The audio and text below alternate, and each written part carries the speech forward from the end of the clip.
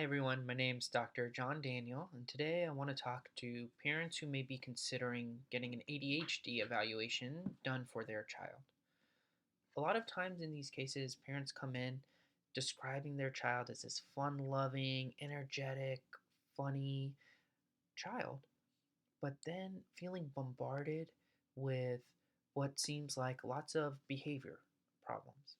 So, for example, a lot of times at school, we hear that these kids are getting in trouble for not finishing their classwork, and needing constant reminders to do something, talking in class, being otherwise impulsive, um, doing things without thinking, uh, not completing homework assignments, and then some behavior issues as well. So then at home, a lot of similar behaviors might be noticed. A lot of times it's trouble with transition, stopping what they're focused on to move on to something else, being really uh,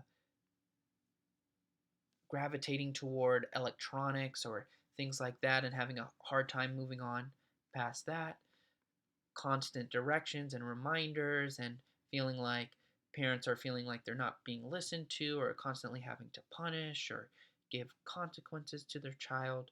So, a lot of times, these kids are getting a bad kid label when, of course, it's their kids. So, it's more what else might be going on that's making it hard for that fun loving, energetic child to be shown to the world or to feel that way about themselves.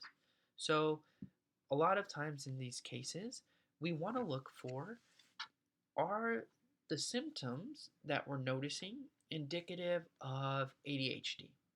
So, what ADHD really is this trouble controlling attention. So, a lot of times it gets um, kind of misunderstood as trouble paying attention. But really, we're talking about trouble controlling what I'm paying attention to. So that's why sometimes when a child is really into something, it's actually hard to take their attention off of it. And then when they're less into something, it's hard to keep their attention on that subject or that activity. And then we see things like being easily distracted, trouble shifting my focus back and forth between things, trouble transitioning, and some other symptoms too that we'd notice.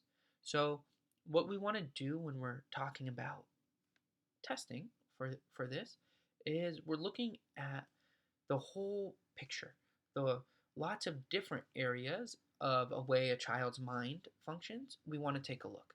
So we look at intelligence testing, and there's different aspects of that. And then we look more specifically at jobs that the brain has when it comes to shifting attention and controlling impulses and doing things efficiently without getting distracted. And so there's some specific tests we can do with a child to take a look at those things. And then we're also going really into detail, talking with the parents, and then with the parents' permission, a lot of times with the teacher, to see how is the child actually functioning at home and at school, and what do these things actually look like. And when we can get all those components together, we start to get a better overall picture of how a child's mind is working. And with that, we can look at a lot of the strengths that they have and sometimes a lot of pockets of struggle, where compared to those strengths, these areas, like we said, the impulsivity, being distracted, trouble shifting, might be, in comparison to their strengths, might be really areas of struggle. And why we want to know that is there's so much that we can do and so much already set up in place, both at school and outside in the community, in terms of resources that we can connect a family to, parents to, and of course the child to help feel more supported and feel more that there's a direction I can go to address these needs if, in fact, the testing shows that ADHD is what's going on for a child. So that's a very brief description of what we mean um, when we talk about really what we call it is neuropsychological evaluation for a child who may have suspected ADHD.